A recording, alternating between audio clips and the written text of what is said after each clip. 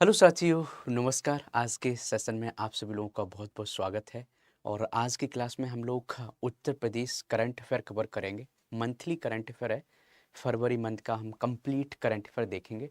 और ये current affair आपको पता है उत्तर प्रदेश स्पेशल करंट अफेयर है। आपके प्रीलिम्स में, आपके मेंस में कहाँ काम आएगा, आपके पेपर 5 और पेपर 6, जीएस थर्ड में भी आप यूज़ कर सकते हैं। तो बहुत से डेटा फैक्ट रहेंगे, आप उनको लिखते रहना।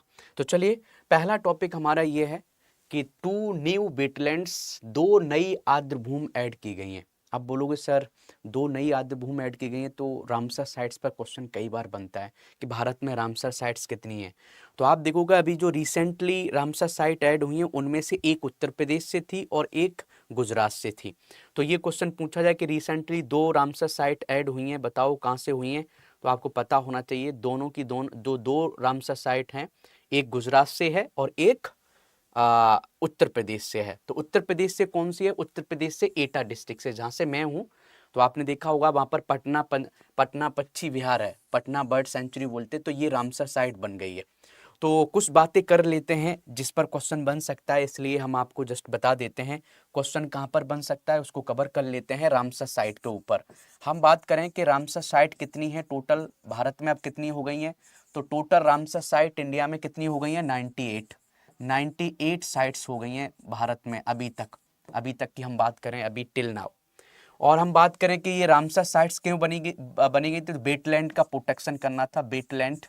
वेटलैंड प्रोटेक्शन मतलब एक तरीके से जो आर्द्रभूमि है उनका संरक्षण करना है। और आर्द्रभूमि का क्या महत्व है?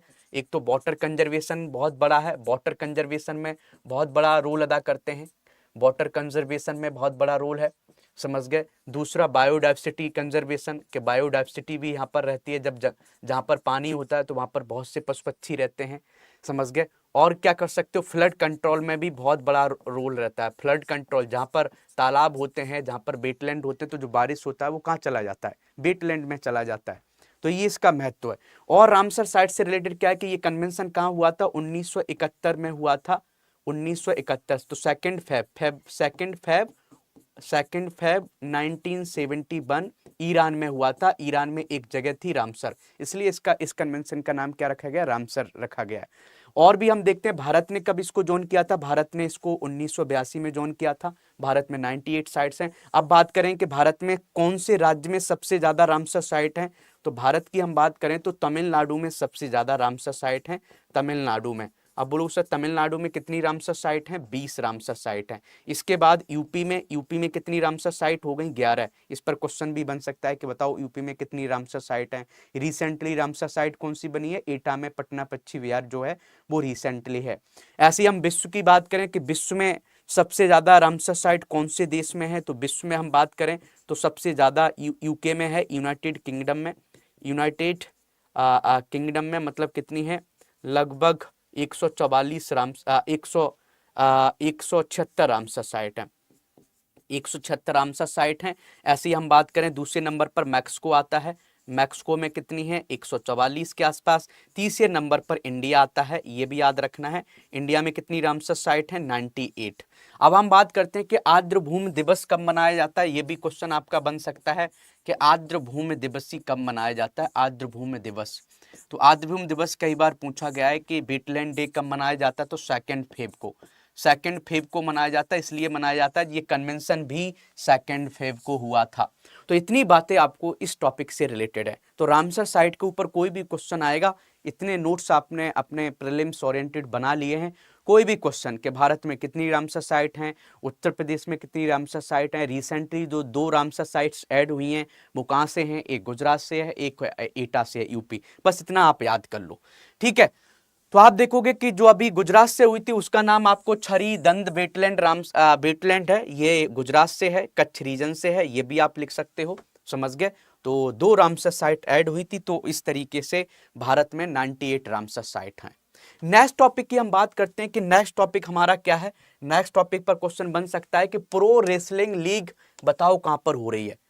तो आप देखोगे कि नोएडा इंडोर स्टेडियम में हो रहा है, ये आपको याद रखना है। फाइनल मुकाबले में हरियाणा थंडर्स ने किसने जीता? प्रो रेसलिंग लीग किसने जीता? हरियाणा ने जीता। कहां पर हुआ? नोएडा इंडोर स्टेडियम में हुआ, समझ गए। और किसको हराया? तो दिल्ली जो वॉरियर्स थे उनको इनको हराया। महिलाओं के 62 किलोग्राम वर्ग में खेले गए इस निर्णायक मुकाबले में हरियाणा थंडर्स की इरीना कोलियानडेंको ने शानदार प्रदर्शन करते हुए जीत दर्ज की। तो सिंपल आपको याद करना है कि प्रो रेसलिंग लीग बताओ कहां पर हुआ? 2026 का रेसलिंग लीग कहां पर हुआ? तो नोएडा में हुआ। किसने जीता? हरियाणा ने जीता। किसको हराया? दिल्ली को हराया। बस इतना याद करना है और आपका ये टॉपिक कवर हो जाएगा। समझ गया। Grand final awards, best player of the match कौन रहा? नेहा सांगवान जी रही, ये हरियाणा थंडर्स से थी। Best fighter of the match कौन रहा? रौनक, जो दिल्ली दंगल वेरियर्स से थे। Most impressive player of the match कौन रहा? अक्षय धेरे, ये आप देखोगे 57 की कैटेगरी में थे, ये भी आप लिख सकते हो। चलिए भाई आगे चलते हैं। नेक्स्ट टॉपिक की हम बात करते हैं कि आईआईटी कानपुर ने क्या किया।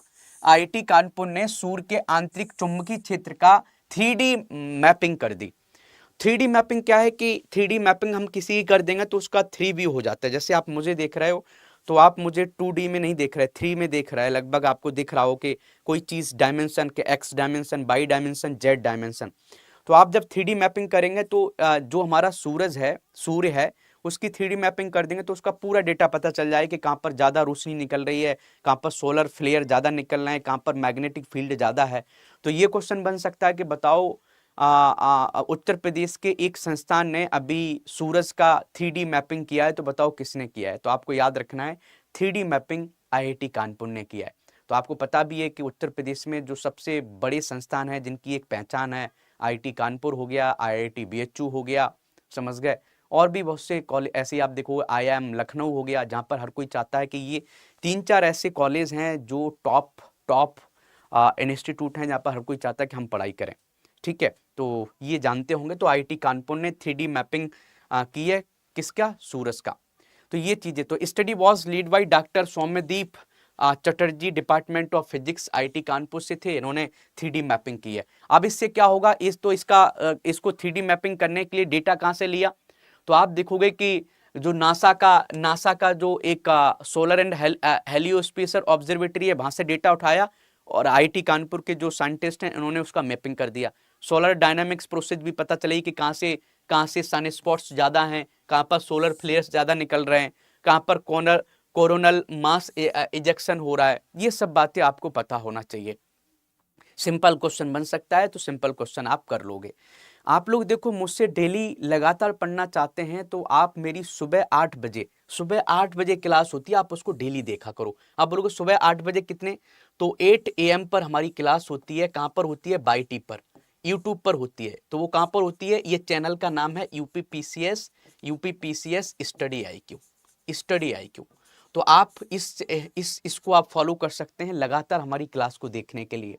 और ये ऐसी क्लास है कि यहाँ से एसडीएम भी बने हैं, डीवाईएसपी भी बने हैं। आपने बहुत से शॉर्ट्स देखे होंगे, आपने श्वेता त्यागी जी का शॉर्ट देखा होगा, हमारे करंट अफेयर को 2 साल से देख रहे थे, आज डीवाईएसपी बन गए। ऐसे ही आपने अभय सिंह राजपूत जी को सुना होगा, हमारे मेंटर, अब कई बार उन्होंने मुझे आंसर भेजा। हम आंसर राइटिंग भी कराते हैं अपनी क्लास में, तो उससे भी आप सीख सकते हो। तो ये चीज़ें लगातार पढ़ो। ये तो चलो ठीक है, मंथली है, आपने देख लिया तो कर लेना। चलो भाई आगे चलते हैं। नेक्स्ट टॉपिक की हम बात करते हैं AI for learning forum. AI for learning forum के ऊपर क्वेश्चन बन सकता है कि ये बताओ कि AI फॉर लर्निंग फोरम बताओ किसने कराया है? तो नई दिल्ली में ये आयोजित हुआ है। पहली बात तो ये नई दिल्ली में आयोजित गूगल, और ये किसका है? गूगल का। नई दिल्ली में आयोजित गूगल के AI फॉर लर्निंग फोरम में कौशल विकास एवं उद्यमिता राज्य मंत्री जयंत चौधरी ने भारत की शिक्षा कौशल विकास प्रणाली में कृत्रिम बुद्धिमत्ता AI को एकीकृत करने हेतु सरकार की रणनीतिक रूपरेखा को रेखांकित किया है। तो आप देखोगे कि सरकार को सपोर्ट कर रही है AI फॉर लर्निंग फोरम। ये गूगल का एक प्रोग्राम है, गूगल का फोरम है, और ये नई दिल्ली में हुआ था। यहाँ पर क्वेश्चन बन सकते हैं, इतना ही आपको याद करना है। तो आप देखोगे कि रणनीतिक सहयोग हुआ है कि सरकार ने कौशल विकास एवं उद्यमिता मंत्रालय, गूगल क्लाउड तथा चौधरी चरण सिंह विश्वविद्यालय मेरठ के बीच एक त्रिपक्षीय एग्रीमेंट किया है।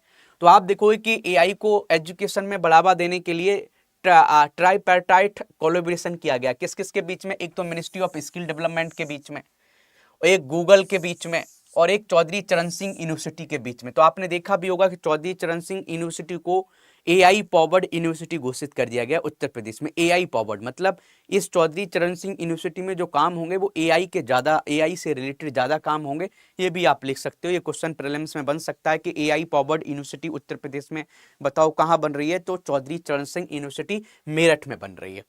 यहाँ पर आप देखोगे कि लेबोरेटरी भी होगा, यहाँ पर एआई ट्यूटर्स भी होंगे, ये सब चीजें सिखाई जाएंगे, एआई को बढ़ावा दिया जा रहा है। आगे चलते हैं कि अत्याधुनिक मीडिया टॉवर बन रहा है, तो ये उत्तर प्रदेश का करंट अफेयर है, तो उत्तर प्रदेश से रिलेटेड ही टॉपिक यहाँ पर कवर किए हैं हमने। तो ये आपको पता भी है कि ये फरवरी मंथ का ये करंट अफेयर है उत्तर प्रदेश का। तो ये क्वेश्चन बन सकता है कि मीडिया टॉवर उत्तर प्रदेश में बना है, तो बताओ किस डिस्ट्रिक्ट में बना है, तो ये बरेली में बना है। कहां पर बना है, तो ये आप देखोगे कि बरेली में बना है। और किसने बनाया, बरेली डेवलपमेंट अथॉरिटी ने मीडिया टॉवर बनाया है और लगभग 2.5 करोड़ रुपए इसमें खर्च किए। कितने खर्च किए भैया, 2.5 करोड़। तो यहाँ पर क्या आप देखो, मीडिया टॉवर क्या होता है, बड़ा सा टॉवर होगा जहां पर आप कोई प्रमोशन कर सकते हो। लगभग हाइट 11 मीटर है, डिस्प्ले एरिया 8 मीटर है, इसमें 5000 एलईडी लाइट्स लगी हुई हैं। तो ये मीडिया टॉवर के बारे में क्वेश्चन बन सकता है, तो आपको पता होना चाहिए कहां पर बना है मीडिया टॉवर, कहां पर बना है उत्तर प्रदेश में, ये बरेली में बना है। नेक्स्ट टॉपिक की हम बात करते हैं ई केसीसी पोर्टल। तो किसान क्रेडिट कार्ड के बारे में आपने सुना है, किसान क्रेडिट कार्ड। किसान क्रेडिट कार्ड क्यों स्टार्ट हुआ था, किसान क्रेडिट कार्ड इसलिए स्टार्ट हुआ था कि जिससे किसान कोई लोन लेना चाहता है अपनी खेती पर, और वो अपने कोई भी बीज खरीदना चाहता है, कुछ मान लेते हैं कि कुछ खेती के लिए कोई मशीन खरीदना चाहता है, तो वो लोन ले सकता है। तो किसान क्रेडिट कार्ड में बहुत सी दिक्कतें हैं कि जब हम जाते थे लेने बैंक में, तो बैंक मैनेजर भी आपको परेशान करता था, पैसा मांगता था, ऐसे बहुत से इशूज हैं। इसलिए इन चीज़ों को और सरल करने के लिए ऑनलाइन केसीसी पोर्टल बन रहा है। तो state credit seminar held at लोक भवन ऑडिटोरियम बाय द नबार्ड। तो नबार्ड रीजनल ऑफिस देखोगे, उसने चीफ मिनिस्टर जी ने क्या किया, NABARD's state focus paper and launch the e KCC portal. तो ये जो ई केसीसी पोर्टल लॉन्च किया है नबार्ड ने, क्यों किया है कि कोई भी किसान लोन लेना चाहता है तो वो डायरेक्ट यहाँ से लोन ले सकता है। समझ गए, आप देखोगे कि एग्रीकल्चर जो क्रेडिट टारगेट है 2026-27 के लिए लगभग 3 लाख करोड़ रुपए का हम लोन देने की बात कर रहे हैं। क्रेडिट डिपॉजिट की भी बात कर रहे हैं कि आप देखो क्रेडिट डिपॉजिट भी अच्छा हो रहा है, टारगेट भी हमारे अचीव हो रहा है। तो ई केसीसी पोर्टल का सिंपल उद्देश्य क्या है, आपको बस इतना याद रखना है। ई केसीसी पोर्टल को आप मेंस में यूज कर सकते हो कि उत्तर प्रदेश सरकार या भारत सरकार किसानों को सपोर्ट करने के लिए ई केसीसी पोर्टल भी बनाया है। मतलब ऑनलाइन आप आ जाइए, केसीसी पोर्टल पर जाइए, वहां पर आप क्या करो, आपको जिसको लोन लेनी है वो आपका डॉक्यूमेंट मांगेगा और आपको लोन क्रिएट हो जाएगी, ये आप लिख सकते हैं। आगे हम बात करते हैं सारस क्रेन की, बात करते हैं कि सारस देखो उत्तर प्रदेश से रिलेटेड बहुत महत्वपूर्ण है, क्योंकि उत्तर प्रदेश का राज्य पक्षी भी सारस है। समझ गए, तो क्वेश्चन बन सकता है। अभी सारस का कई बार काउंटिंग हुआ है, तो सारस का जो इस बार काउंटिंग हुआ है, उत्तर प्रदेश में सारस की जनसंख्या बढ़ रही है। पिछले साल के कंपेयर में आप देखोगे, समझ गए, कितने सारस बढ़ गए, 634 सारस बढ़ गए, लगभग कितने बढ़े, 3.1% की बढ़ोतरी हुई है। अब बोलो कि सर उत्तर प्रदेश के कौन से जिले में, उत्तर प्रदेश के कौन से जिले में सबसे ज्यादा सारस हैं, तो भैया सबसे ज्यादा हैं इटावा में। कहां पर है भैया, इटावा में सबसे ज्यादा है, ये आपको पता होना चाहिए। दूसरे नंबर पर मैनपुरी में। तो इन दो डिस्ट्रिक्ट में सबसे ज्यादा सारस हैं, और इन्हीं दो डिस्ट्रिक्ट को मिला के भाई साहब एक सारस सर्किट भी बनाया गया है, याद रखना। सारस सर्किट क्या है, सारस सर्किट ये है कि जैसे यहाँ पर सारस को बचाने के लिए यहाँ पर कुछ ना कुछ प्रोग्राम चलाए जाएंगे, तो सारस सर्किट भी यहाँ पर बना है। तो ये आप देख लेना कि सारस क्रेन के बारे में कि ये टॉलेस्ट फ्लाइंग बर्ड है, ये भी कि ये बहुत इसकी आप देखोगे कि ये सारस क्रेन दुनिया का सबसे लंबा उड़ने वाला पक्षी है। मुख्य रूप से आर्द्र भूमियों के पास रहता है, जहाँ पर पानी होता है, जैसे नहरें हो गई, दलदल हो गए, तालाब हो गए, वहां पर ये पाए जाते हैं। ईटा में भी बहुत ज्यादा है, समझ गए। नदर्न इंडिया में और नदर्न ऑस्ट्रेलिया में भी हैं। गंगेटिक प्लेन के आसपास ये बहुत ज्यादा पाए जाते हैं सारस की। तो ये सब बातें आप जानते हो। सारस कितने साल तक जी सकता है, 30 से 40 साल तक जी सकता है, समझ गए। ग्रे टाइप की बॉडी होती है। और मैंने आपको ये भी बता दिया कि उत्तर प्रदेश के किस डिस्ट्रिक्ट में सबसे ज्यादा सारस हैं, तो एक तो इटावा और मैनपुरी, दो डिस्ट्रिक्ट में सारस सबसे ज्यादा है, ये भी आप लिख लीजिएगा। चलिए भाई आगे चलते हैं।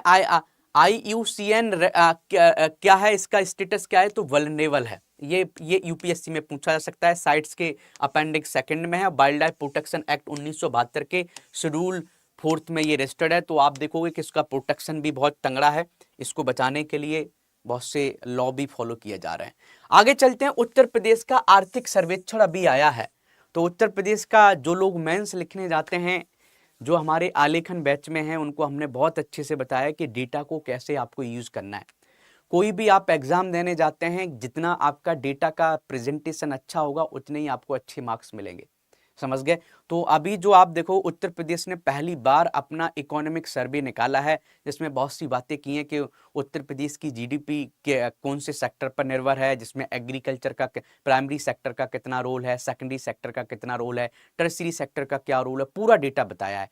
हम एग्रीकल्चर में कितना हम कर रहे हैं, पूरा डेटा है। तो उस डेटा को आपको याद करना है, जो आपके मेंस में बहुत यूजफुल है और आपके प्रीलिम्स में तो पूछा ही जा सकता है। ये सब बातें आप जानते हैं। तो आप लोग हमसे पढ़ना चाहते हैं पेड बैच में, तो आप कभी भी स्टडी आईक्यू का कोई भी बैच खरीदते हैं तो आप हमारे कोड को भी लगा सकते हैं। कोड क्या है? योगी लाइव। कोई भी आप बैच खरीदिए, आपको हाईएस्ट डिस्काउंट मिलेगा।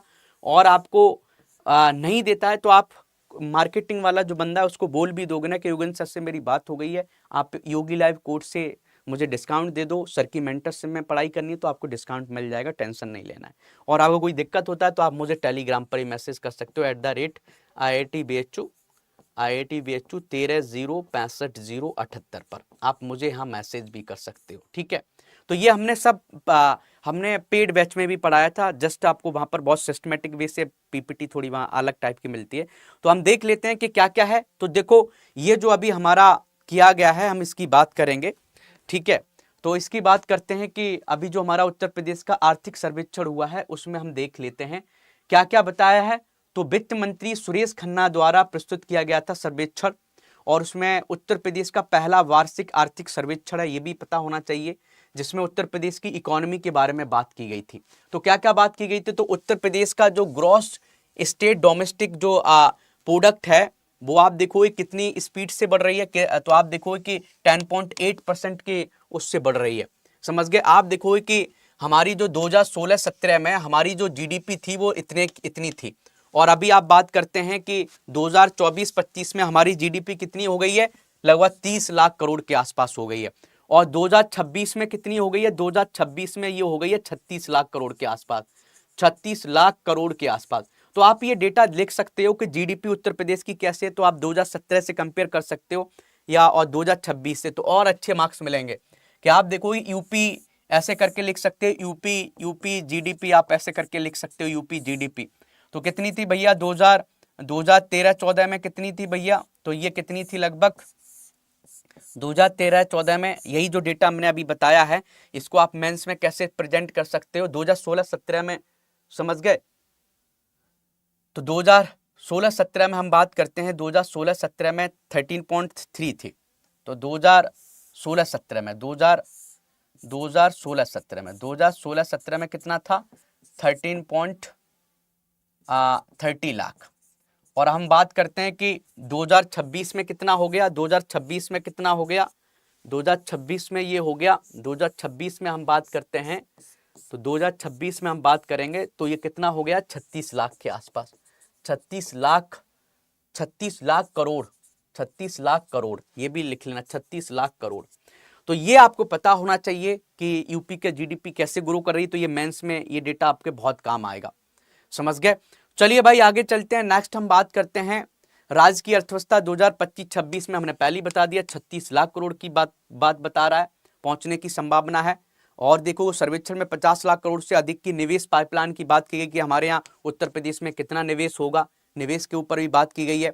उत्तर प्रदेश की जो गवर्नमेंट कर रही है काम, वो किस पर? SSS फ्रेमवर्क पर कर रही है। आप ये मेंस में यूज कर सकते हो। ये SSS फ्रेमवर्क क्या है उत्तर प्रदेश का? सेफ्टी, स्टेबिलिटी और स्पीड। कोई भी काम होगा स्पीड से होगा, कोई भी काम होगा स्टेबिलिटी उसमें होगी और सेफ्टी भी होगी। ये भी बातें लिख सकते हैं कि उत्तर प्रदेश सरकार किस मेथड पर काम कर रही है। और भी हम बातें जानते हैं कि निवेश मित्र जो पोर्टल बनाया है वो किसने बनाया है? उत्तर प्रदेश सरकार ने बनाया है। वो इसलिए बनाया है कि हमारा जो भी कोई भी पर्सन उत्तर प्रदेश में इन्वेस्टमेंट करना चाहता है, प्राइवेट कंपनी भी है, प्राइवेट पर्सन भी है, तो वो एक तरीके से इस पोर्टल के थ्रू कर सकता है, समझ गए। और आप देखो कि अभी वर्ल्ड इकोनॉमिक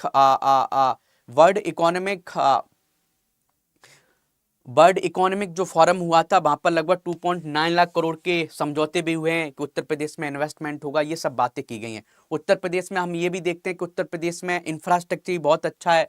आप देखोगे कि यहाँ पर टोटल 22 एक्सप्रेस वे हैं, ये बहुत अच्छा डेटा है कि उत्तर प्रदेश में टोटल 22 एक्सप्रेस वे हैं। ऐसी एयरपोर्ट की बात की गई कि आप देखोगे कि उत्तर प्रदेश में टोटल 24 एयरपोर्ट्स हैं, जिसमें से 5 इंटरनेशनल एयरपोर्ट हैं। तो 5 इंटरनेशनल एयरपोर्ट कौन कौन से हैं? अयोध्या, कुशीनगर, वाराणसी, लखनऊ और नोएडा, यही तो हैं। उनके नाम भी पता होना चाहिए, ये भी आप लिख सकते हो। और नोएडा इंटरनेशनल एयरपोर्ट है, ये तो बहुत बड़ा एयरपोर्ट बन रहा है, ये भी कर सकते हैं कनेक्ट। आगे चलते हैं कि इंडस्ट्रियल डेवलपमेंट और क्लस्टर बेस्ड स्ट्रेटेजी भी है उत्तर प्रदेश की। ये सब अभी इकोनॉमिक सर्वे का ही पार्ट है। तो आप देखो कि इंडस्ट्रियल ग्रॉस वैल्यू भी लगभग 25% बढ़ गई है उत्तर प्रदेश की, ये डेटा आप लिख सकते हो। ऐसे ही आप देखोगे कि उत्तर प्रदेश इंडस्ट्रियल डेवलपमेंट के लिए काम कर रहा है कि लखनऊ को क्या कर रहे हैं, आर्टिफिशियल इंटेलिजेंस हब बनाने की बात कर रहे हैं, या लखनऊ को एआई सिटी बनाने की बात कर रहे हैं। कानपुर को भाई साहब ड्रोन सिटी बनाने की बात कर रहे हैं। नोएडा को आईटी हब और इलेक्ट्रॉनिक्स मैन्युफैक्चरिंग हब बनाने की बात कर रहे हैं। तो ये बातें भी लिख सकते हैं कि लखनऊ एआई सिटी होगा, कानपुर ड्रोन सिटी होगा, नोएडा आईटी और इलेक्ट्रॉनिक्स सिटी होगा। ये हमारे इसमें बात। ऐसी हम एग्रीकल्चर से रिलेटेड बात करते हैं तो विकसित उत्तर प्रदेश 2047 की बात की गई है। तो आप देखोगे कि हमारी जो प्राइमरी सेक्टर था तो उसका रोल कितना था 2017 में 24%, लेकिन हम बात करें 2024-25 में ये इतना परसेंटेज रोल हो गया। तो उत्तर प्रदेश इंडिया का सबसे largest food grain producing state है, समझ गए। लगभग 737 लाख मीट्रिक टन हम फूड ग्रेन पैदा कर रहे हैं, जिसमें आप देखोगे कि फूड ग्रेन प्रोडक्शन है वो 28% बढ़ गया है, प्रोडक्टिविटी हमारे इतने परसेंट बढ़ गई है। आपको ये भी पता है कि हम यूपी की बात करें तो यूपी भाई साहब भारत में 30% आलू पैदा करता है, लगभग 30% भीट पैदा करता है, 12% भाई साहब राइस पैदा करता है, समझ गए। और ऐसी आप देखोगे कि और भी आप देखो 16% मिल्क पैदा करता है, 16% मिल्क पैदा करता है। मिल्क में भी पहले नंबर पर है, भीट में भी पहले नंबर पर है, समझ गए। पोटैटो में भी पहले नंबर पर। तो ये सब बातें आपको पता होना चाहिए कि उत्तर प्रदेश कई सेक्टर में भीट आलू उत्पादन में पहले नंबर पर है, समझ गए। चावल उत्पादन पर दूसरे नंबर पर है, पहले नंबर पर तेलंगाना है। और मिल्क प्रोडक्शन में भाई साहब हम पहले नंबर पर हैं। तो ये सब बातें आप लिख सकते हो कि उत्तर प्रदेश बहुत बड़ा सपोर्ट कर रहा है। ऐसे ही आप देखोगे एग्रीकल्चर सपोर्ट, इरिगेशन और फूड प्रोसेसिंग भी काम कर रहे हैं। उत्तर प्रदेश सरकार प्रधानमंत्री किसान सम्मान निधि के तहत हर साल किसानों के अकाउंट में 6,000 रुपए भेजता है, समझ गया। ये भी आप लिख सकते हो। और कितने किसान हैं जो यूपी में हैं जो प्रधानमंत्री किसान सम्मान निधि के तहत आप देखोगे पैसा जिनको मिलता है डीबीटी के थ्रू, वो 3.1 करोड़ रुपए हैं। 3.1 करोड़ रुपए इनको सब्सिडी के थ्रू दिया गया है। ये सब बातें आप लिख सकते हो। और भी हम बात करते हैं क्रॉप इंटेंसिटी हमारी 193.7% हो गई है क्रॉप इंटेंसिटी। तो मतलब साल में कितने बार हम खेती कर पा रहे हैं, तो क्रॉप मतलब डबल हो गई है कि एक कोई भी खेत है उसमें हम 2 बार खेती कर ले रहे हैं, ऐसा आप समझ सकते हो।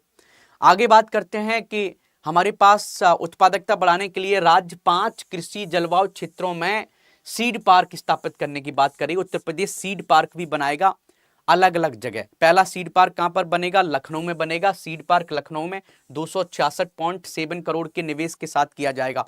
तो ये सब देखो, ये जो डेटा है ये इकोनॉमिक सर्वे का है, और इस इकोनॉमिक सर्वे के डेटा को आप कहां पर यूज कर सकते हो भैया? इस डेटा को यूज कर सकते हो अपने मेंस में। ये सब बातें आप अपने मेंस में यूज कर सकते हो।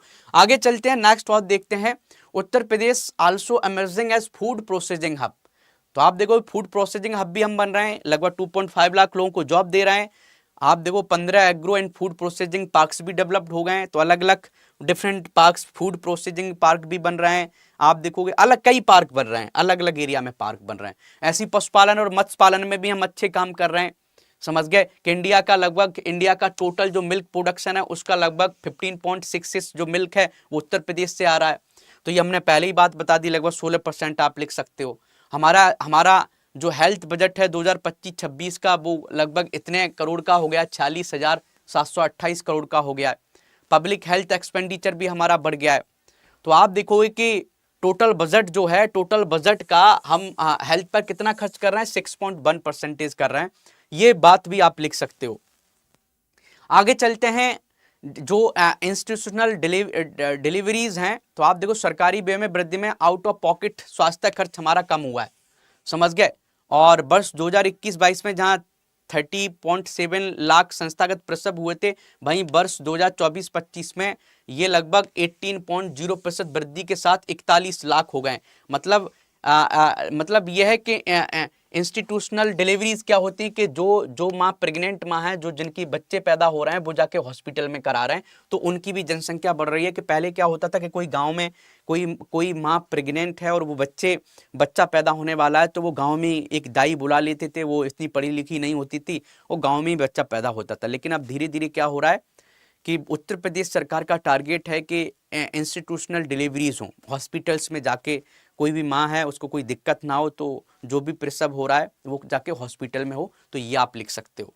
आगे हम बात करते हैं, राज्य ने 5 वर्ष तक के बच्चों के लिए सार्वभौमिक टीकाकरण कवरेज किया है। ये भी आप मेंस में लिख सकते हो कि यूनिवर्सल वैक्सीनेशन कवरेज किया है, समझ गए। लगभग 12 जानलेवा बीमारियों के बचाव के लिए निःशुल्क टीकाकरण करती है सरकार। डिप्थीरिया हो गया, टिटनेस हो गया, खाली खांसी हो गई, हेपेटाइटिस बी हो गया, निमोनिया हो गया, जापानी एंसेफेलाइटिस हो गया, खसरा हो गया, रूबेला हो गया, डायरिया, इन सब के लिए भाई साहब फ्री में सरकार क्या करती है, बच्चों को वैक्सीन लगाती है। तो आप जानते होंगे पहले से। लॉ एंड ऑर्डर भी अच्छा हुआ है उत्तर प्रदेश का, सीसीटीवी कैमरास लगा दिए गए हैं, क्राइम रेट घट रहा है, ये सब बातें यहाँ पर बात की गई हैं, समझ गया। महिलाओं की सिक्योरिटी के लिए एंटी रोमियो स्क्वाड्स बनाए गए हैं, ये आप लिख सकते हो। वुमेन पुलिस बीट बनाए गए हैं, सिटी सेफ सिटी प्रोजेक्ट चलाया गया है, ई कोर्ट्स बनाए गए हैं कि किसी को न्याय मिले, हर किसी को न्याय मिले, समझ गए। ये सब बातें आप लिख सकते हो। फिस्कल पोजीशन भी हमारी अच्छी हुई है। आप देखोगे कि 2025-26 में हमारा स्टेट बजट कितना था, 8.3 लाख करोड़ था, पिछले साल की बात कर रहे हैं। इस साल का तो 9 लाख से ऊपर चला गया बजट, समझ गए। तो अभी बजट भी आएगा, उसको भी पढ़ोगे। हमारा ऑन टैक्स रेवेन्यू भी बड़ा है। हमारा डेट जो है जीएसडीपी के कंपेयर में वो बहुत कम है, केवल 28% है हमारी जीडीपी का जो हमारे ऊपर कर्ज है। पर कैपिटा इनकम हमारी बढ़ गई है, ये बहुत अच्छा पॉइंट है। पर कैपिटा इनकम आप देखोगे कि 2025-26 में 1,20,000 हो गई है, और यही 2017 में लगभग 59,000 के आसपास थी। तो कहने का मतलब 2017 में हमारी per capita income Uttar Pradesh की लगभग 59,000 के आसपास थी, और ये 2025-26 में लगभग 9 साल बाद दुगनी हो गई, लगभग 1,20,000 हो गई। तो ये पॉइंट बहुत अच्छा है, ये भी आप लिख सकते हो।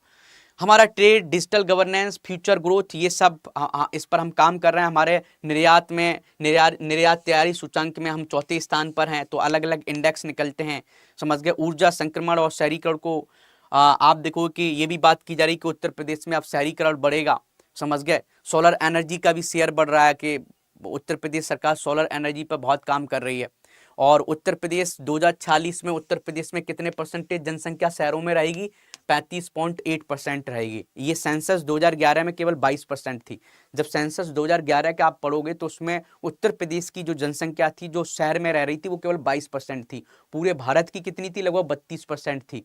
उत्तर प्रदेश बहुत पीछे था। तो कहने का मतलब ये है, क्वेश्चन पूछा जा सकता है, क्वेश्चन ये बन सकता है कि आप ये बताइए कि 2046 तक उत्तर प्रदेश में कितने परसेंटेज, समझ गए, कितने परसेंटेज जो जनसंख्या है वो शहर में रहेगी। तो 35.8% रहेगी। चलिए भाई आगे चलते हैं, यूपी बजट की बात करते हैं, यूपी बजट की। ठीक है, यूपी बजट आया है। तो यूपी बजट 2026-27 वुमेन और यूथ एम्पावरमेंट के लिए बहुत सी स्कीम निकाला है। तो यूपी बजट में आप देखोगे कि स्वामी विवेकानंद युवा सशक्तिकरण योजना है। इसमें हमने क्या किया, 40 लाख से ज्यादा टैबलेट्स और स्मार्टफोन, और बजट एलोकेशन कितना किया था, 2,374 करोड़ रुपए खर्च किया है। तो ये क्वेश्चन बन सकता है, स्वामी विवेकानंद युवा सशक्तिकरण योजना क्या है। तो भैया ये टैबलेट और मोबाइल बांटने की स्कीम है। उत्तर प्रदेश एआई मिशन के लिए 225 करोड़ रुपए दिए हैं, ये भी आप लिख सकते हो। तो ये सब पॉइंट आप अच्छे तरीके से लिख सकते हो, अच्छे से कनेक्ट कर सकते हो, समझ गए।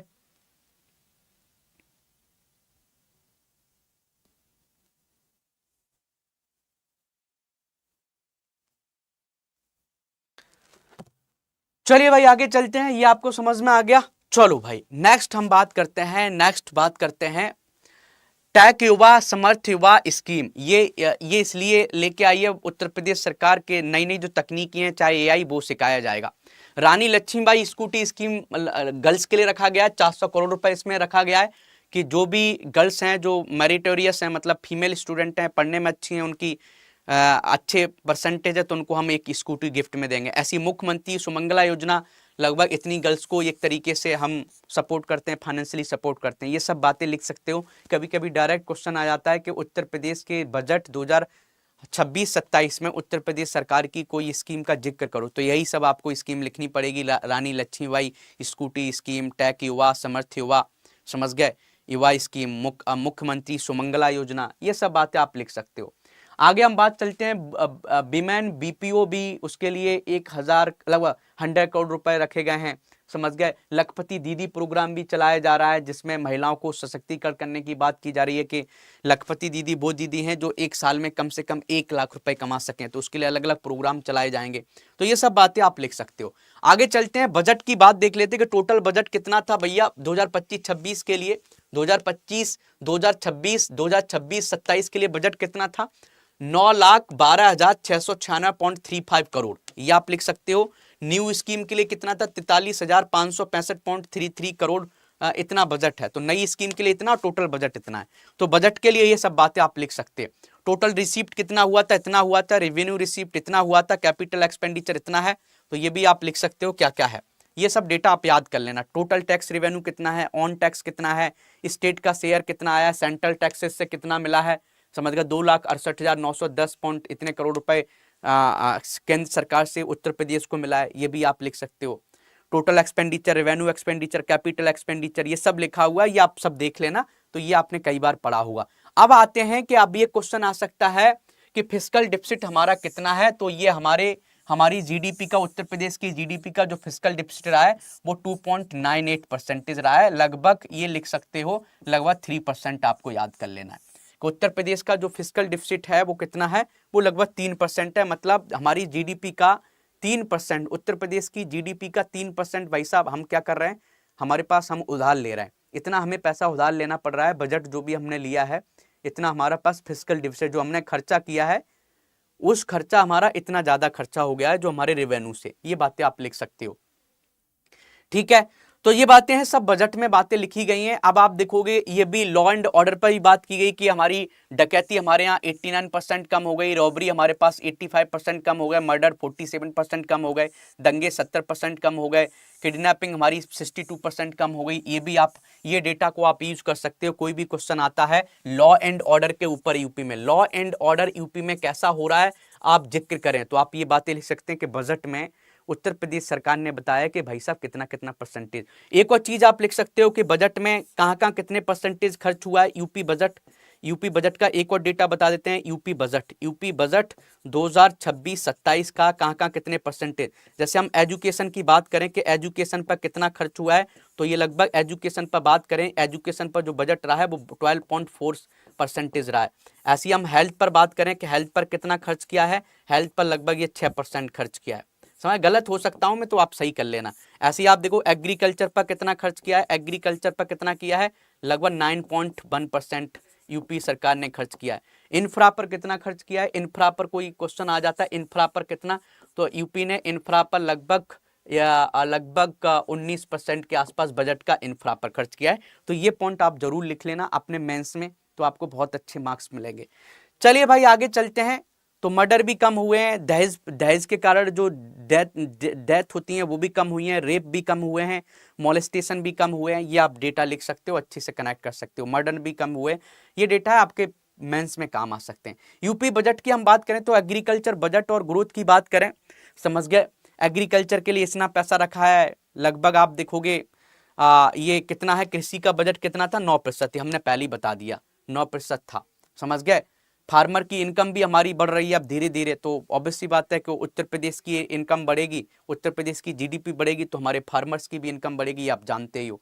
ऐसी प्रधानमंत्री किसान सम्मान निधि के द्वारा 2025 तक लगभग 94,668 करोड़ रुपए ट्रांसफर किए गए 3.1 करोड़ फार्मर्स जो हैं स्टेट में, उनको इतना पैसा दिया गया। ये डेटा बहुत अच्छा है कि पीएम किसान योजना के तहत उत्तर प्रदेश में 3.1 करोड़ किसानों के अकाउंट में इतना पैसा दिया गया है।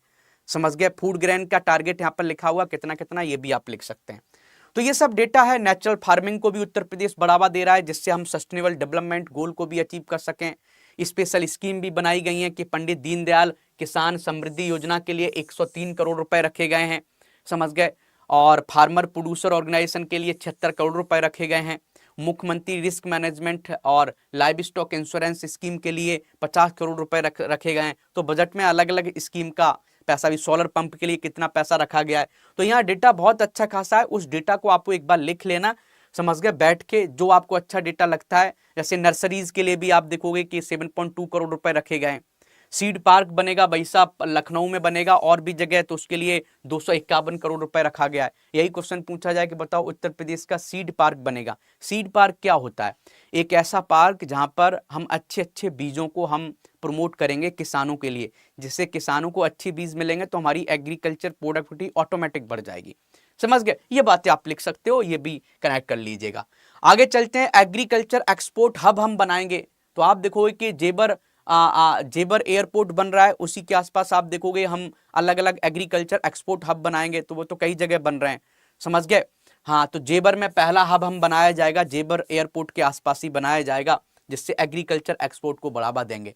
बर्ड क्लास हम हैचरी और एक्वा पार्क बनाएंगे। तो आपने देखा होगा कि एक्वा पार्क मतलब जहां पर हम फिश प्रोडक्शन करेंगे। तो आपने देखा है कि एक्वा पार्क कई जगह बने हैं उत्तर प्रदेश में। इससे पहले आपने चंदौली में बहुत बड़ा एक्वा पार्क बनाने की बात की गई थी। समझ गए। चंदौली में, इसलिए प्रधानमंत्री मत्स्य संपदा योजना भी आपने पढ़ी होगी, तो यहाँ पर भी कुछ लिखा हुआ है, ये भी कर लेना आप आगे। तो इस तरीके से हमने आपको बता दिया है कि उत्तर प्रदेश के बजट को एक बार आपको पढ़ना है। यहाँ तो हमने ठीक है कुछ ही बातों का जिक्र किया है। आपको उत्तर प्रदेश को बजट को पढ़ना है, आपको डेडिकेट वीडियो अब देखना है तो आप हमारे चैनल पर जाइए, यूपीपीसीएस स्टडी आईक्यू पर। हमने बजट की एक वीडियो कवर की है, हमने इकोनॉमिक सर्वे की एक वीडियो कवर करी है, बहुत अच्छी है, बहुत अच्छा डेटा है, उसको आप जरूर देखें। चलो भाई, नेक्स्ट टॉपिक को देखते हैं कि समर्पित आबकारी निर्यात नीति लेके आया उत्तर प्रदेश सरकार। Uttar Pradesh dedicated excise export policy लेके आए। तो एक्साइज, तो भाई हम यूपीपीसीएस 2021 में हमारा जो सिलेक्शन हुआ था वो एक्साइज इंस्पेक्टर की पोस्ट पर हुआ था। हमारी रैंक 18 थी। तो यूपीपीसीएस 2021 में मैं सेलेक्टेड हूँ, मुझे एक्साइज मिला था। अब बोलोगे सर ये एक्साइज होता क्या है? एक्साइज का मतलब जो दारू शराब जो होती है उसको एक्साइज बोला जाता है। तो उत्तर प्रदेश सरकार एक पॉलिसी लेके आया, एक्साइज एक्सपोर्ट पॉलिसी। एक्साइज का मतलब उत्तर प्रदेश में शराब ज़्यादा से ज़्यादा बने और भाई साहब उसका एक्सपोर्ट किया जाए, जिससे मतलब उत्तर प्रदेश सरकार का रेवेन्यू बढ़े, या उत्तर प्रदेश के लोग ही उसको पिए और हमें सरकार को पैसा मिले। अब बोलो सर उत्तर प्रदेश की सरकार तो बहुत खराब है कि शराब बेच के पैसा कमा रही है। तो भाई ये पैसा है, पैसा आना चाहिए, सरकार को पैसा आना चाहिए। समझ गए। तो 13 फरवरी 2026 को उत्तर प्रदेश सरकार ने 2026-27 से 2028-29 की अवधि के लिए एक समर्पित आबकारी निर्यात नीति को मंजूरी दी है। और इसके साथ ही उत्तर प्रदेश ऐसा पहला राज्य बन गया जिसने अपने आबकारी तंत्र के लिए एक अलग नीति बनाई है। तो मुझे कभी कभी बहुत हंसी भी आती है। आप देखोगे गुजरात ने एक नीति बनाई थी सेमीकंडक्टर पॉलिसी।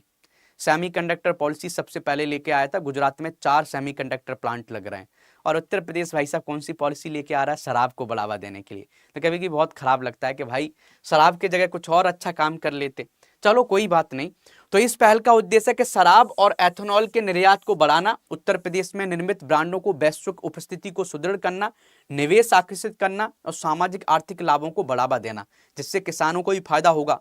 जब एथेनॉल किससे बनेगा? एथेनॉल बनेगा भाई साहब शुगर कैन से। तो शुगर कैन की जो खेती करेंगे उनको फायदा मिलेगा। हो सकता है भाई साहब मक्का से शराब बने, तो मक्का की खेती करने वालों को फायदा मिलेगा। तो इसलिए उत्तर प्रदेश सरकार का भी रेवेन्यू बढ़ेगा और हमारे किसानों का भी रेवेन्यू बढ़ेगा। तो निर्यात को बढ़ावा देने के लिए इस पॉलिसी को लाया गया। तो एक्साइज एक्सपोर्ट पॉलिसी इसलिए लाई गई है कि हम निर्यात को बढ़ें, हम इंडस्ट्रियल डेवलपमेंट को भी बढ़ावा दें। समझ गए। ये बातें आप सब लिख सकते हो कि यहाँ पर शराब बनाई जाएगी, उसकी पैकेजिंग की जाएगी और उसको प्रमोट किया जाएगा। कोई भी कंपनी यहाँ उत्तर प्रदेश में आप शराब उत्पादन करना चाहती है तो हम उसको फी में भी हम उसको सपोर्ट करेंगे, बॉटलिंग फीस में, एक्सपोर्ट पास फीस में, फ्रेंचाइज फीस में हम उसको सपोर्ट करेंगे, रिडक्शन इन एक्सपोर्ट ड्यूटी में भी हम सपोर्ट करेंगे। तो ये सब बातें हैं कि शुल्क में कमी, बोतलिंग शुल्क, निर्यात पास शुल्क, फ्रेंचाइज शुल्क, विशेष शुल्क की दरों को निर्यात के लिए न्यूनतम स्तर तक घटाया गया है जो पेय क्षमता के 25% के बराबर है। निर्यात शुल्क में कटौती, अन्य राज्यों को गुड़ आधारित एस्टर न्यूट्रल अल्कोहल को निर्यात पर शुल्क घटाकर इतने रुपए प्रति बल्क लीटर कर दिया गया है। तो उत्तर प्रदेश सरकार एक्साइज पॉलिसी इसलिए लेके आया कि हमारी शराब का प्रमोशन हो और हमारा एक्सपोर्ट ज्यादा हो और हमें पैसा मिले। समझ गए, सिंप्लीफाइड कंप्लायंस कर दिया गया है। समझ गए, मार्केट को बढ़ावा देने की कोशिश की गई है, ये भी आप लिख सकते हो। तो ये सब बातें हैं एक्साइज पॉलिसी की जो आप लिख सकते हो। समझ गए, कोई इन्वेस्टमेंट करना चाहेगा उत्तर प्रदेश में, उसको भी सपोर्ट किया जाएगा। तो उत्तर प्रदेश ने विदेशी और अंतर्राज्यीय बाजारों पर केंद्रित आबकारी निर्यात नीति अपनाकर अन्य राज्यों के लिए एक उदाहरण प्रस्तुत किया है। अनाज एवं फलों जैसे कच्चे माल को एथेनॉल और शराब के निर्यात से जोड़कर यह नीति कृषि औद्योगिक मूल्य श्रृंखलाओं को सुदृढ़ करती है, जिससे किसानों तथा फूड प्रोसेसिंग इंडस्ट्री के लोगों को फायदा होगा, किसानों को ही फायदा होगा। क्योंकि शराब किससे बनेगी? अरे भाई साहब, शराब तो इन्हीं एग्रीकल्चर प्रोडक्ट से तो बनेगी। समझ गया, चाहे मक्का से बनाओ, चाहे शुगर कॉर्न से बनाओ, चाहे अंगूर से बनाओ। तो अंगूर की जो खेती कर रहे हैं किसान, उनको भी फायदा मिलेगा। ये आपको पता हो गया होगा। नेक्स्ट टॉपिक की हम बात करते हैं भैया, राष्ट्रीय गौ संस्कृति संग्रहालय बनने जा रहा है। तो बताओ, जैसे आपने देखा है म्यूजियम बनते हैं, तो अलग अलग टाइप के म्यूजियम होते हैं कि हिस्ट्री का म्यूजियम हो गया या साइंस म्यूजियम हो गया। एक भैया गाय का म्यूजियम बनेगा, काऊ, मतलब जिसमें गाय के बारे में सब कुछ डिटेल में बातें हुई कि गाय का महत्व क्या है, गाय का क्या बोलते हैं, रिलीजियस महत्व क्या है, पॉलिटिकल महत्व क्या है, समझ गए, इकोनॉमिकल महत्व क्या है, ये सब बातें यहाँ पर बताई जाएंगी। तो ये संग्रहालय कहाँ बनेगा? ये संग्रहालय भाई साहब मथुरा में बनेगा। मथुरा में एक संस्थान है, पंडित दीनदयाल उपाध्याय पशु चिकित्सा विज्ञान विश्वविद्यालय के परिसर में बनेगा। क्वेश्चन बन सकता है कि राष्ट्रीय गौ संस्कृति संग्रहालय कहाँ बनेगा? भैया मथुरा में बनेगा। इसका ऑब्जेक्टिव क्या है? सिंपल ऑब्जेक्टिव है कि समाज में गाय के धार्मिक, सांस्कृतिक, आध्यात्मिक और वैज्ञानिक महत्व को उजागर करना है। कोई भी इस म्यूजियम में कोई पर्सन आएगा, उसको ये बताया जाएगा कि गाय का क्या महत्व है। समझ गए? यहाँ पर आप देखोगे, यहाँ पर लगभग 100 डिजिटल एंड फिजिकल मॉडल्स बनेंगे। Indian cattle will be displayed, यहाँ पर अलग अलग, और जो गाय का क्या महत्व है, कि मिल्क का क्या महत्व है, ये सब बातें यहाँ पर दिखाई जाएंगी। इससे टूरिज्म भी बढ़ेगा और इकोनॉमिक एस्पेक्ट भी बढ़ेंगे। ये सब बातें आप लिख सकते हो। आगे चलते हैं, national statistical system training academy NSTTA, समझ गया, ये बताओ कहां पर है? ये प्रीमियर सेंट्रल ट्रेनिंग इंस्टीट्यूट है, ministry of statistics and programme implementation के अंदर। इसने अपना 18वां फाउंडेशन डे मनाया था 13 फरवरी को। अब बोलोगे सर ये है कहां पर? नेशनल या राष्ट्रीय सांख्यिकी प्रणाली प्रशिक्षण अकादमी, बताओ ये कहां पर है? तो ये ग्रेटर नोएडा में है। कहां पर है भैया? ग्रेटर नोएडा में है, ये आपको याद करना है। और इसने अभी कौन सा अपना स्थापना दिवस मनाया? 18वां स्थापना दिवस मनाया है। ये बात आपको पता होना चाहिए, प्रीलिम्स में क्वेश्चन बन सकता है, इसलिए हम इसको आपको बता रहे हैं। तो आप इसको कर लेना। कितने लोगों को समझ में आ गया बताइए? कितने लोगों को समझ में आ गया? National statistical system training academy कहां पर है? ये ग्रेटर नोएडा में है। कहां पर है भैया? ग्रेटर नोएडा में। और इसने अपना 18वां स्थापना दिवस मनाया है। फाउंडेशन डे थीम क्या थी? थीम इस बार की थी कि विकसित भारत 2047 के लक्ष्य को प्राप्ति हेतु आधिकारिक सांख्यिकी में क्षमता निर्माण की पुनर्कल्पना करना, ये इस बार का थीम था। समझ गए? और इस संस्थान ने 18 साल से बहुत काम किया डेटा इकट्ठा करने में। समझ गए? एविडेंस बेस्ड गवर्नेंस को बढ़ावा देने के लिए डीटा कलेक्ट करने में इस संस्थान ने बहुत बड़ा रोल अदा किया है। इसका महत्व है। तो inauguration of digital data lab, यहाँ पर आप देखोगे कि इसी संस्थान में डिजिटल कौशल विकास को बढ़ावा दिया जा रहा है, व्यवहार के गहन प्रशिक्षण को बढ़ावा दिया जा रहा है, AI को भी इसमें ऐड किया जा रहा है। तो ये संस्थान बहुत अच्छी संस्थान है, जो डेटा बहुत जरूरी है। और डेटा आप देखो कि AI जो काम करती है वो डेटा पर काम करती है। AI को डेटा नहीं मिलेगा, आर्टिफिशियल इंटेलिजेंस को डेटा नहीं मिलेगा, तो काम नहीं हो पाएगा। मेरी बात समझ रहे हो? तो ये बातें आप लिख सकते हो, आप इसको अच्छे से कनेक्ट कर सकते हैं। चलिए भाई आगे चलते हैं। Data is raw material for artificial intelligence. तो आर्टिफिशियल इंटेलिजेंस के लिए डेटा बहुत जरूरी है। मतलब डेटा क्या होता है? जैसे आप मान लो अभी आप कमेंट कर रहे हो यूट्यूब पर, तो कमेंट कैसी कर रहे हो? तो वो भी तो डेटा है। तो कोई किसी को कुछ एआई टूल बनाना है यूट्यूब को लेके, तो उसको यूट्यूब की सभी कमेंट इकट्ठी करनी पड़ेगी कि लोग कैसी कैसी कमेंट करते हैं। और उसने कुछ भी ऐसा मॉडल बना दिया कि जो लोग कमेंट नेगेटिव करता है उसको ब्लॉक कर दो यूट्यूब, तो तुरंत वो नेगेटिव कमेंट को वो डेटा बना दे कि ये इस टाइप की कमेंट किसी ने की है, गाली गलौज जो भी, तो तुरंत उसको ब्लॉक। तो वो क्यों कर पाया? क्योंकि उसको डेटा मिला। मेरी बात समझ गया? तो आर्टिफिशियल इंटेलिजेंस के लिए डेटा बहुत महत्व रखता है, ये आप लिख सकते हैं। तो ये क्वेश्चन पूछा जाए कि नेशनल स्टैटिस्टिकल जो ट्रेनिंग जो इंस्टीट्यूट है ये कब बना था? 13 फरवरी 2009 को बना था। ग्रेटर नोएडा में इसकी स्थापना की गई थी। इसका मेन ऑब्जेक्टिव क्या है? भारतीय सांख्यिकी सेवा अधीनस्थ सांख्यिकी सेवा के अधिकारियों को सैद्धांतिक एवं व्यवहारिक सांख्यिकी में प्रशिक्षित करना था, इसलिए इस संस्थान की स्थापना की गई थी। ये आपको लिख लेना है। आगे चलते हैं भाई, अयोध्या के बारे में पढ़ाई करने जा रहे हैं कि भारतीय प्रबंधन संस्थान लखनऊ। तो ये आप जानते हैं कि Indian institute of management Lucknow ने बोला है कि अयोध्या को बहुत ज्यादा बेनिफिट हुआ है राम मंदिर बनने से। वो तो आपको सिंपल पता है कि ये तो एक हमारा गांव का कोई इंसान है, उससे पूछा जाए कि अयोध्या का क्या बेनिफिट हुआ है राम मंदिर बनने से? भाई साहब, टूरिज्म बढ़ गया, वहाँ के लोगों की जो होटल इंडस्ट्री थी वो बूम कर गई, वहाँ की जमीन के रेट बढ़ गए, टूरिज्म सबसे। तो उसी में बात किया जा रहा है कि इकोनॉमिक रेंसा ऑफ द अयोध्या के अनुसार राम मंदिर की प्राण प्रतिष्ठा के बाद अयोध्या की अर्थव्यवस्था में उल्लेखनीय वृद्धि दर्ज की गई है। तो क्या क्या किया गया है? तो आप देखोगे कि Ayodhya was primarily known as religious pilgrimage site, जहां पर लगभग 1.7 लाख डिवोटी विजिट करते थे एनुअली, और लोकल मार्केट को बहुत ज्यादा फायदा होता था। समझ गए?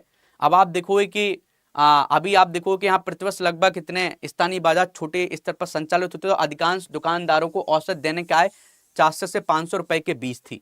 लेकिन आप देखोगे, लेकिन जैसे ही राम मंदिर बना 2024 में, तो आप देखोगे कि फर्स्ट 6 मंथ में कितने लोग यहाँ पर डिवोटी, लगभग 11 करोड़ लोग यहाँ पर आ गए। आप समझ सकते हो 11 करोड़ लोगों ने विजिट किया कितना, और यहाँ के लोगों की भी इनकम डबल हो गई। समझ गए? तो आप देखोगे कि हॉस्पिटलिटी और ट्रेड यहाँ का बढ़ गया। तो confederation of all India traders के अनुसार प्राण प्रतिष्ठा के अवसर पर देश भर में 1 लाख करोड़ रुपए से अधिक का कारोबार हुआ। अयोध्या में 150 से अधिक नए होटल और होम स्टे स्थापित किए गए। ऑनलाइन बुकिंग में 4 गुना वृद्धि दर्ज की गई। स्थानीय हस्तशिल्प, धार्मिक स्मृति चिन्ह और मूर्तियों की मांग भी उल्लेखनीय बढ़ोतरी हुई। तो जो लोग अयोध्या के लोग थे उनको बहुत फायदा मिला है। तो भाई साहब, जिस किसी ने भी अयोध्या में जिसकी जमीन है और उसने वहां पर भाई साहब होटल्स बना दिए, तो भी वो अपनी जिंदगी आराम से काट सकता है, क्योंकि यहाँ पर टूरिज्म बहुत बढ़ गया है। समझ गए? तो ये बातें लिख सकते हो, अपने मेंस में लिख सकते हो। तो जो भी पर्सन हमसे मेंस में पढ़ना चाहता है तो हमारे आलेखन बैच को खरीद सकता है। आलेखन, ये मेंस का बैच है आलेखन। जो हमसे भाई साहब स्टार्टिंग से पढ़ाई करना चाहता है, प्रीलिम्स, मेंस, इंटरव्यू सब कुछ पढ़ना चाहता है कि सर जीरो से हम पढ़ना चाहते हैं, तो हमारा आरंभ बैच को आप ज्वाइन कर सकते हो। आरंभ, समझ गए? आरंभ बैच है, आरंभ अप्रैल बैच अभी जो आया है, आरंभ अप्रैल बैच को आप ज्वाइन कर सकते हो। और कोड कौन सा लगाना है? आप कोड लगा लीजिए योगी लाइव। ये कोड आप लगा लोगे, आपको हाईएस्ट डिस्काउंट मिल जाएगा। सर कैसे लगाना है, चलो बता देते हैं। कई बार स्टूडेंट पूछते हैं कि सर कैसे सर्च करना है आपके बैच को। आपको करना क्या है, आप स्टडी IQ को सर्च करो। स्टडी IQ को सर्च कर सकते हो गूगल। जैसे ही स्टडी IQ करोगे तो आपको दिखेगा ये वाला site, study IQ IAS best online courses for UPPCS UPSC, ऐसे दिखेगा। आप यहाँ पर जाओगे तो ये साइट खुल के आएगी। आपको करना क्या है, यहाँ पर आपको जाना है स्टेट PSC में।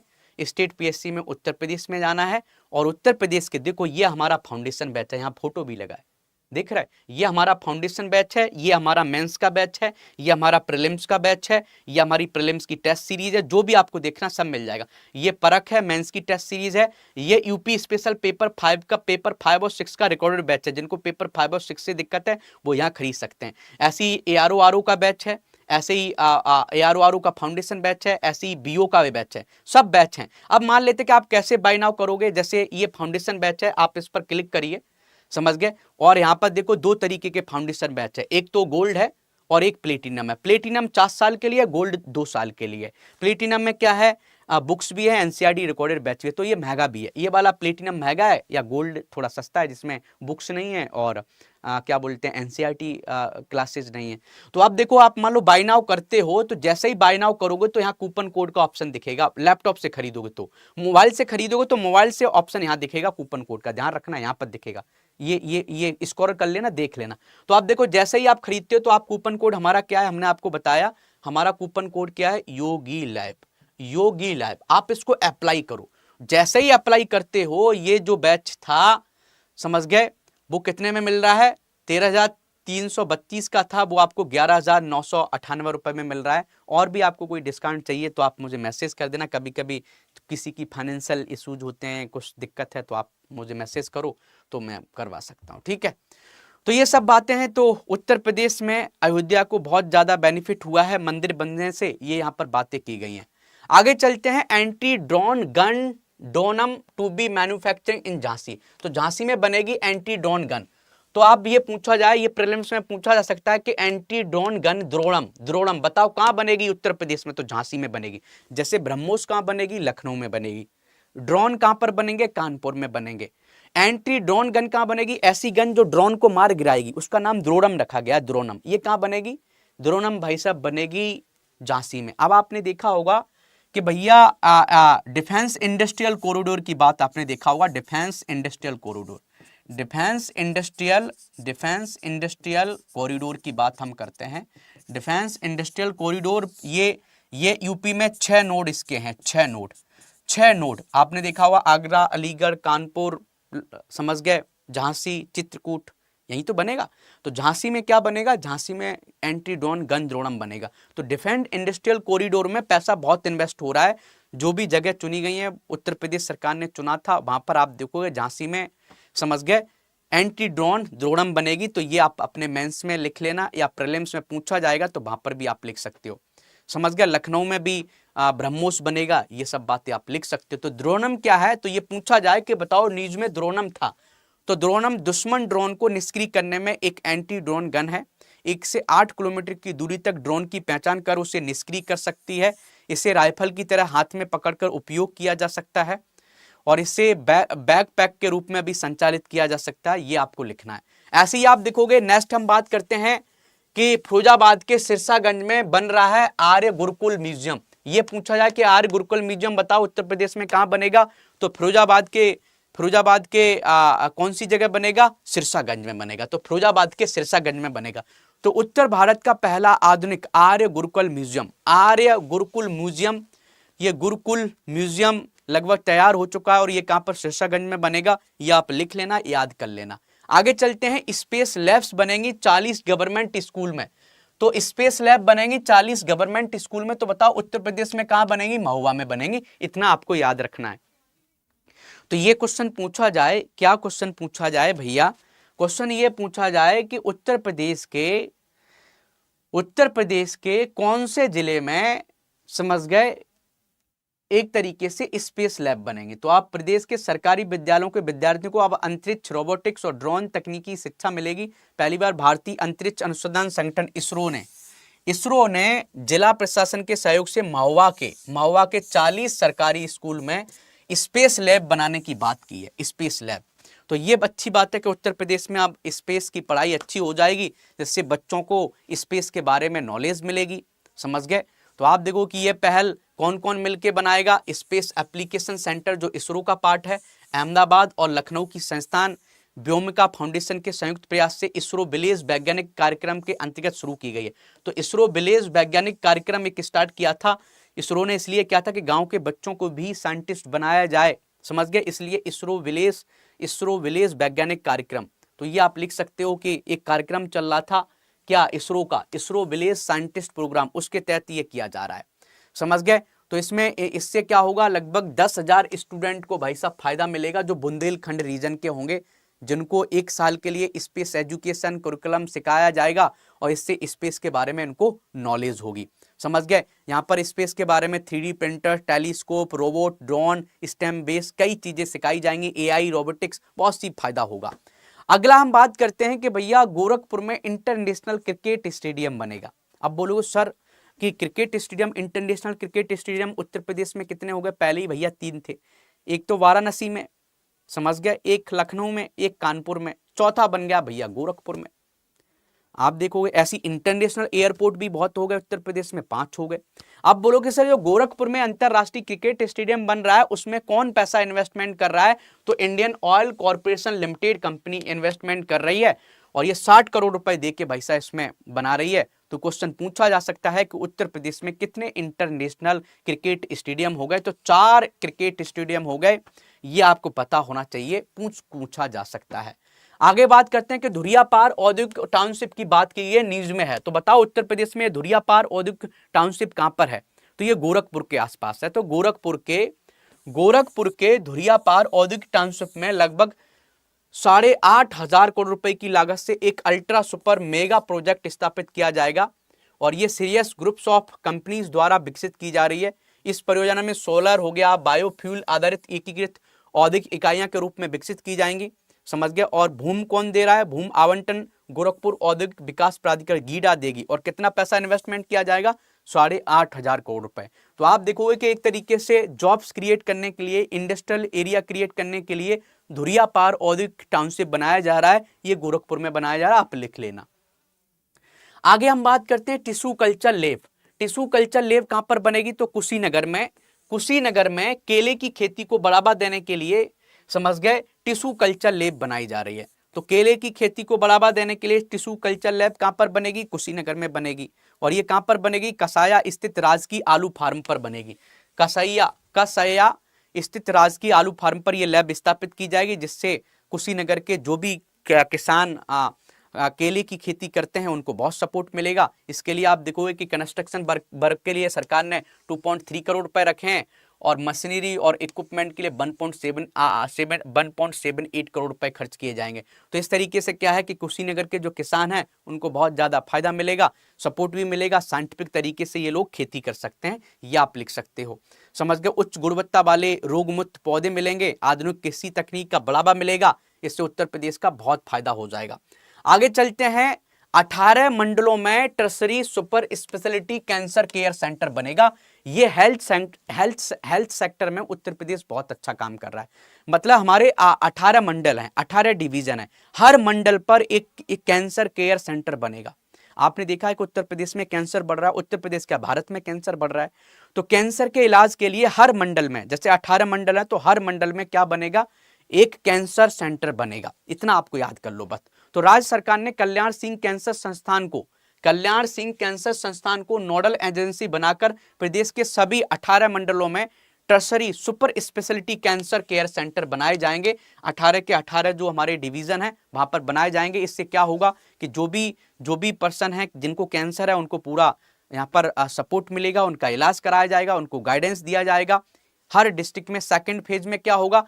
सेकंड फेज में सेकेंडरी केयर सेंटर बनेंगे, वो हर डिस्ट्रिक्ट में बनेंगे, जहां पर 100 बेड कैंसर हॉस्पिटल होंगे। तो ये भी जहां पर हम रेडियोथेरेपी करा सकते हैं, कीमोथेरेपी करा सकते हैं, जनरल सर्जरी करा सकते हैं।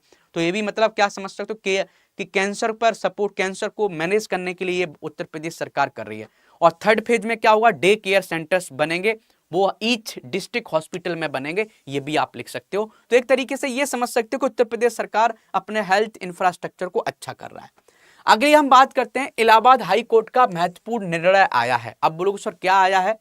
तो इलाहाबाद हाई कोर्ट ने स्पष्ट किया है कि उत्तर प्रदेश धर्म संप्रवर्तन प्रतिषेध अधिनियम ने अंतर धार्मिक विवाह पर प्रतिबंध लगाता है और ना ही सहमति से लिव इन रिलेशन में रहने वाले वयस्कों को रोकता है। मतलब कोई भी पर्सन कोई शादी करता है अपनी मर्जी से, दोनों से, कोई किसी भी धर्म के हैं शादी कर सकते हैं, उनको भाई साहब कोई भी जो कानून बनाया है Uttar Pradesh provision of unlawful conversion of religions act उन पर लागू नहीं होगा।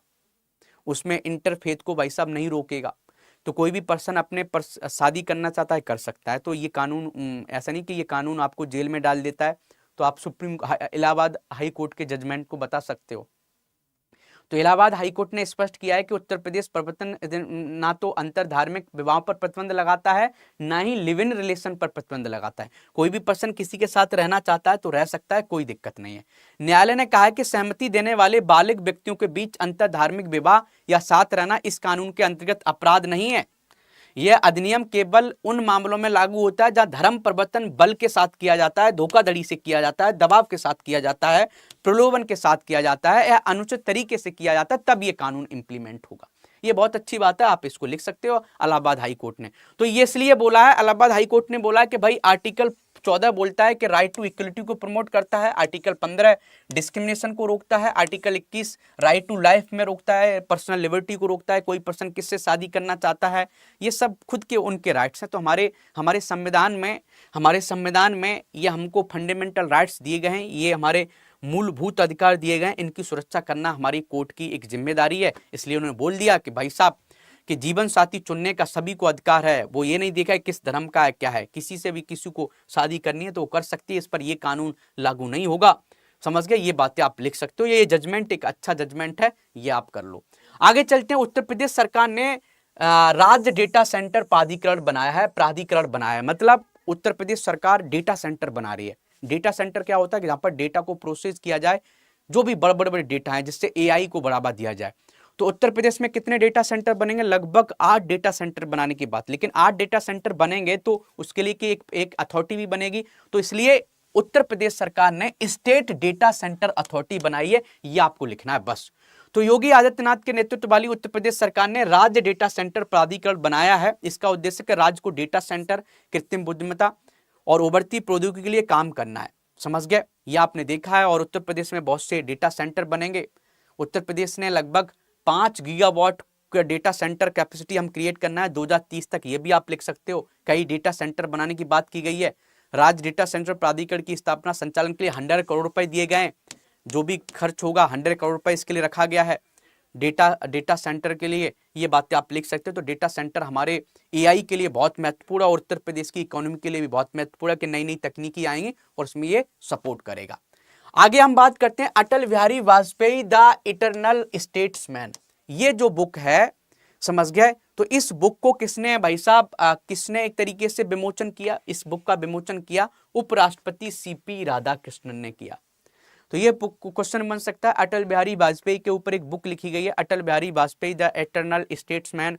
बताओ इसको क्या बोलते हैं, इसको किसने विमोचन किया? तो सीपी राधाकृष्णन जो हमारे उपराष्ट्रपति उन्होंने किया। समझ गए। और ये हम आपके लिए होमवर्क दे रहे हैं कि आप ये बताइए इस बुक के राइटर कौन है। ये आपके लिए होमवर्क दे रहे हैं, इस बुक के राइटर कौन है, आपको कमेंट करके बताना है। जब ये क्लास एंड होगी, समझ गए, तब आपको कमेंट करके बताना है। क्लियर है? तो इसमें बहुत सी बातें की गई कि अटल बिहारी वाजपेयी जी ने कैसे पोखरण न्यूक्लियर टेस्ट कराया था 1998 में। आप देख रहे हैं ईरान बेचारा करने जा रहा था, अमेरिका ने अटैक कर दिया, लेकिन भारत ने कैसे हैंडल किया होगा। तो ये सब बातें यहाँ पर बात की गई हैं। दिल्ली मेट्रो कैसे बनाने में सपोर्ट किया अटल जी ने। समझ गया। तो अटल जी की बहुत सी जो उनसे रिलेटेड जो कहानियां हैं वो सब यहाँ पर बताई जाएंगी। आगे चलते हैं। AI government technology innovation centre. AI government technology innovation centre बनेगा। तो बताओ ये कहाँ बनेगा? तो भैया एआई से रिलेटेड जितने भी काम होंगे लखनऊ में होंगे, क्योंकि लखनऊ को एआई सिटी बना रहे हैं। तो योगी आदित्यनाथ जी ने लखनऊ में आईबीएम के AI government technology innovation centre का उद्घाटन किया है। समझ गए। तो आप देखोगे कि ये AI government technology innovation centre कहां पर बनेगा? लखनऊ में आईबीएम बनाएगा। आईबीएम क्या है? एक कंपनी है, प्राइवेट कंपनी है, वो भारत उत्तर प्रदेश सरकार के साथ मिलकर करेगी। तो कार्यक्रम के दौरान आईबीएम ने उत्तर प्रदेश सरकार के साथ 2 एग्रीमेंट भी किए। एक तो उत्तर प्रदेश सूचना प्रौद्योगिकी एवं इलेक्ट्रॉनिक्स विभाग के साथ विभिन्न विभागों में एआई आधारित एप्लीकेशन को विकसित करना है। विद्यालय शिक्षा निदेशालय उत्तर प्रदेश के साथ कक्षा 6 से लेकर 12 तक के छात्रों और शिक्षकों के लिए एआई लिटरेसी कार्यक्रम चलाए जाएंगे। तो आईबीएम मिलके उत्तर प्रदेश के बच्चों को क्या सिखाएगी? एक तरीके से एआई सिखाएगी, ये आप समझ सकते हो। आगे चलते हैं। नमो भारत क्षेत्रीय तीव्र पारगमन प्रणाली। तो आपने देखा होगा कि माननीय प्रधानमंत्री जी ने नरेंद्र मोदी जी ने 22 फरवरी 2026 को मेरठ में भारत की पहली नमो भारत क्षेत्रीय तीव्र पारगमन प्रणाली RRTS, जिसको बोलते हैं रीजनल रैपिड ट्रांजिट सिस्टम। समझ गए। तो आप लिख सकते हो रीजनल रैपिड ट्रांजिट सिस्टम की बात कर रहे हैं। तो ये कहां पर चलेगा? ये एनसीआर रीजन में चलेगा। कहां से कहां चलेगा आपको पता होना चाहिए। गाजियाबाद से लेके आप देखोगे, गाजियाबाद से लेके मेरठ तक कनेक्ट हुआ है। तो ये इंफ्रास्ट्रक्चर में एग्जांपल लिख सकते हो। उत्तर प्रदेश में ट्रांसपोर्टेशन से रिलेटेड कौन कौन से इंफ्रास्ट्रक्चर है। तो मेरठ में आप ये आप लिख सकते हो कि मेरठ में भाई साहब रीजनल रैपिड ट्रांजिट सिस्टम बन रहा है। तो ये सब बातें हैं। तो इस तरीके से हमने monthly current affair Uttar Pradesh से रिलेटेड कंप्लीट कर लिया है। आप इस क्लास की पीडीएफ आपको कहाँ मिलेगी, आप हम पीडीएफ की बात करते हैं तो इस क्लास की पीडीएफ आपको कहाँ मिलेगी, तो पीडीएफ हमारे टेलीग्राम चैनल पर मिलेगी, टेलीग्राम पर मिलेगी। और ये टेलीग्राम चैनल क्या है, टेलीग्राम चैनल है योगी सर यूपीपीसीएस एंड यूपीएससी। ये हमारा टेलीग्राम ग्रुप है, आप इसको जरूर ज्वाइन कर लें। ठीक है, तो चलिए आज के लिए इतना काफी है, मिलते हैं फिर अगली बार। और डेली आप मुझसे पढ़ना चाहते हैं तो सुबह 8 बजे की क्लास जरूर देखा करें। Thank you.